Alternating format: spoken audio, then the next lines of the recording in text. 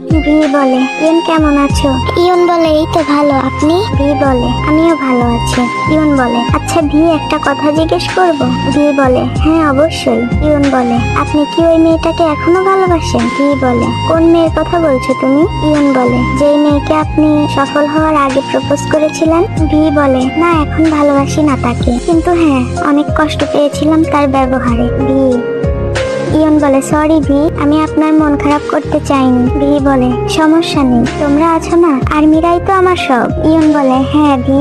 V বলে, তোমরা থাকবে তো আমার পাশে সারা জীবন? ইয়ন বলে, থাকবো তো। তারপর প্রায় 1 বছর পরে ভি বলে, ইয়ন শোনো, তোমাকে কিছু কথা বলবো আজ। ইয়ন, হ্যাঁ বলেন, কি বলবেন? ভি রাগান্বিত হয়ে বলে, তুমি আমাকে নিয়ে কেন এত পাগলামি শুরু করেছো? ইয়ন বলে, কই পাগলামি করলাম? ভি রেগে একটা ধমক দেয়। ইয়ন চুপ হয়ে যায়। ভি বলে, কেন তুমি এমন করছো? আমারও তো পার্সোনাল লাইফ আছে, তাই না?